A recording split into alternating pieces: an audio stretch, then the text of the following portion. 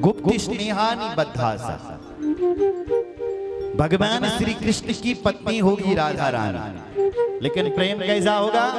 बोले गुप्त स्नेह, स्नेह प्रेम, गुप्त स्नेह होगा। राधा जी से भगवान प्रेम करते हैं, इस दुनिया को पता नहीं चलता है। सुन रहे हो? और इसलिए भागवत में भी राधा और कृष्ण के प्रेम का वर्णन नहीं किया गया, राधा नाम लिखा ही नहीं गया। कहीं पर लिखना बहुत जरूरी है। कृष्ण के साथ एक गोपी जा रही है, वो गोपी कौन है? बोले एक वधू है, सा वधू। कौन है वो वधू? बोले राधा ही वो वधू। बोलो जय श्री राम। गौलोक वासिनी लिखा है, गौलोक।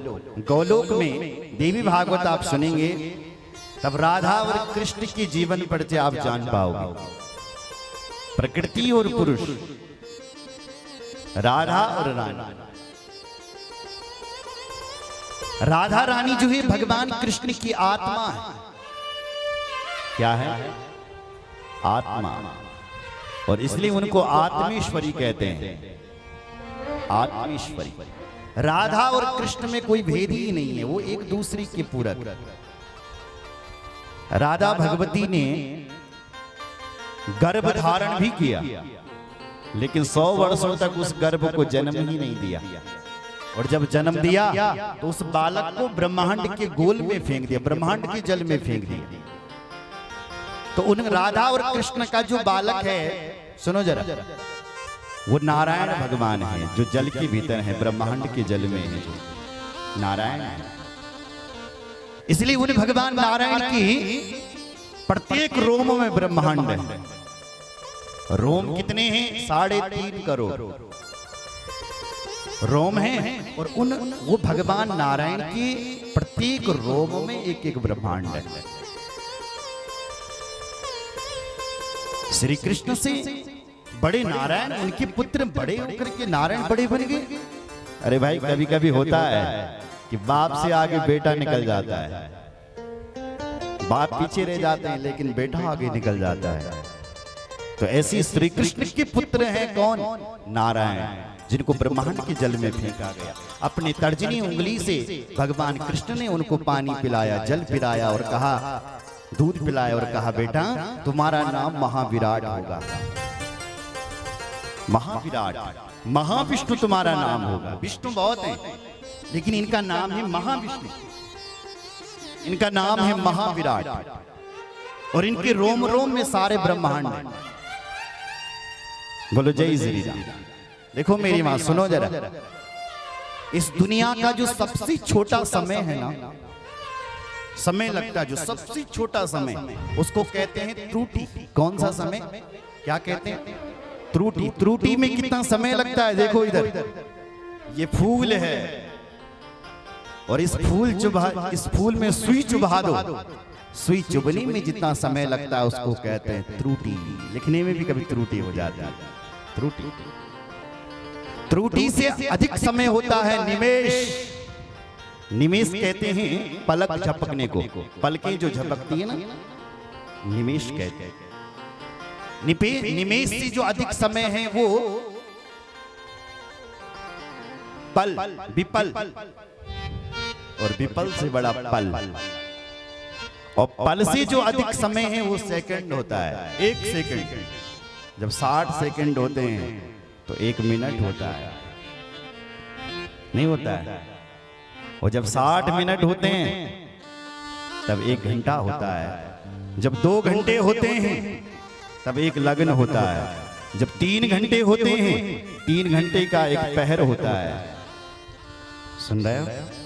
जब 12 घंटे होते हैं तो 12 घंटे का 1 दिन होता है। जब 24 घंटे होते हैं तो उसको अहोरात्र कहते हैं, रात और दिन। उसके बाद जब 7 दिन होते हैं तो 7 दिन का 1 सप्ताह होता है। जब 15 दिन होते हैं तो 15 दिन का 1 पक्ष होता है। जब 30 दिन होते हैं तो 30 दिनों का 1 महीना होता है। जब 2 महीने होते हैं तो 2 महीने की 1 ऋतु होती है।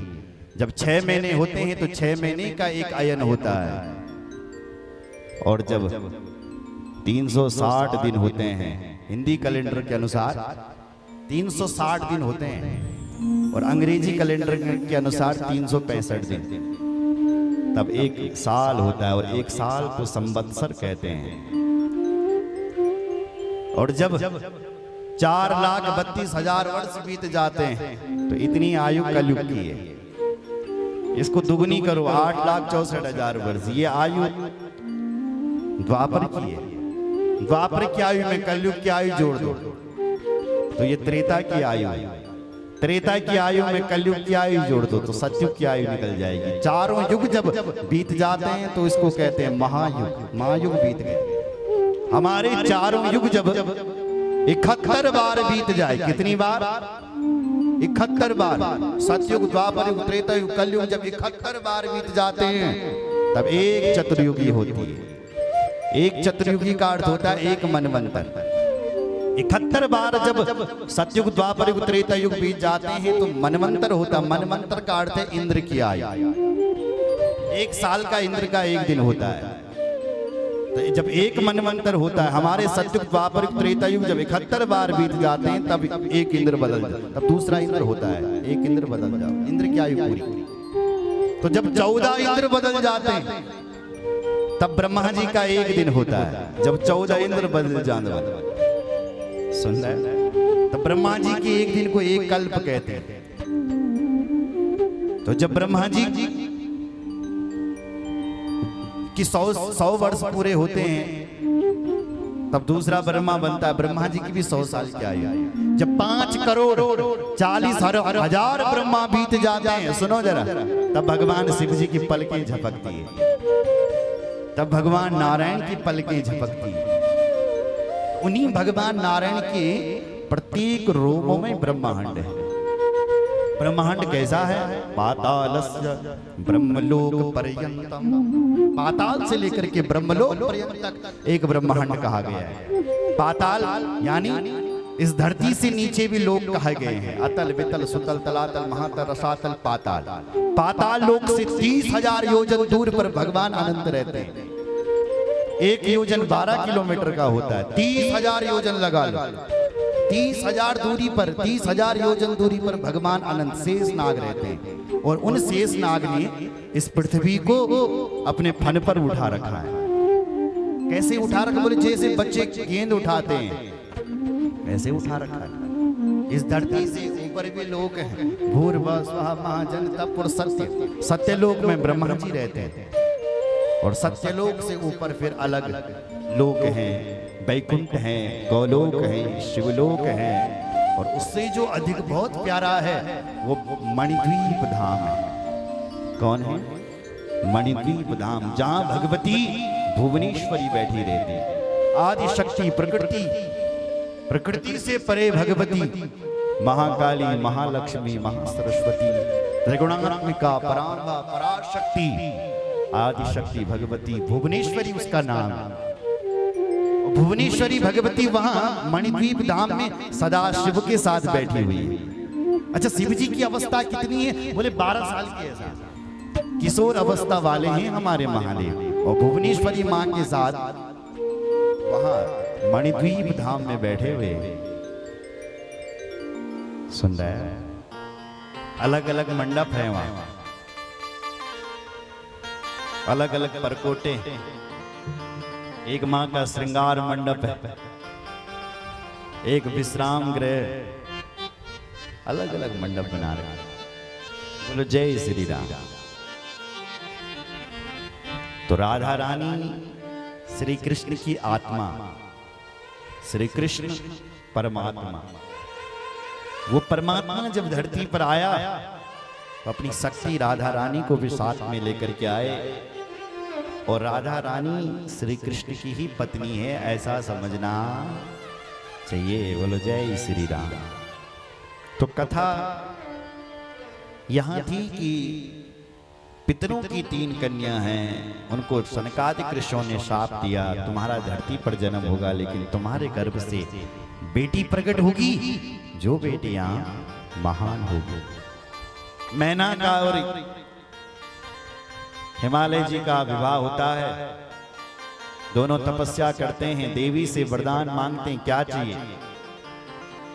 तो माँ ने माँ से प्रदान मांगा कि हमें आप जैसी पुत्री चाहिए और पुत्र चाहिए।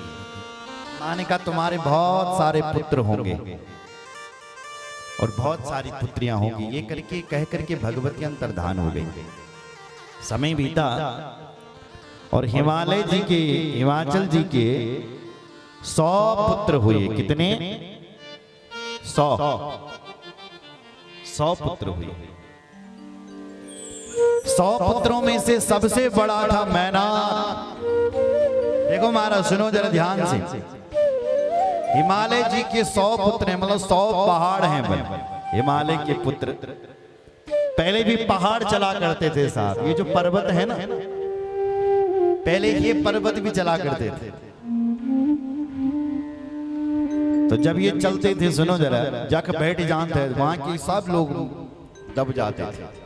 ऐसा ही होता, इतना बड़ा पहाड़ उड़ रहा है, चल रहा है, तो जय गौमा बैठल तक सब लोग दब जला, सब लोग दब जाते थे जैसे ये पहाड़ बैठते थे।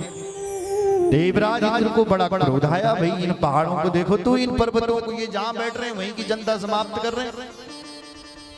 ऐसे में तो पूरा सृष्टि खत्म हो जाएगी। देवराज इंद्र ने इन पहाड़ों के पंख काट दिए। सुन रहे हैं? केवल एक पर्वत बचा था जिसके पंख रह गए थे, वो भी मैनाक। वो समुद्र की शरण में चले गया था, तब बच गया था। बार बार इन सारे पहाड़ों के, इन पर्वतों के पंख कटे हैं, इसलिए ये जहां थे वहीं बैठ गए थे। तब से बैठे हुए हैं आज तक। ठीक है ना? तुम मिल लगे ये पहाड़ जहां बैठे हैं, जब पंख कट गया तो जहां थे वहीं बैठ गए। एक बच गया था, वो समुद्र की शरण में चले गया था। तो जब हनुमान जी लंका जा रहे थे तो समुद्र ने उस मैनाक पर्वत को भेजा। सोने का पर्वत है ये, कि जाओ तुम हनुमान जी के लिए थोड़ा सा विश्राम बन जाओ। तो हनुमान जी जब लंका जा रहे थे तो हनुमान जी के सामने बोले एक पहाड़ आ गया। हनुमान ते परसा कर पुनि कीन प्रणाम, राम काज कीन्हे बिनु मोहि कहा।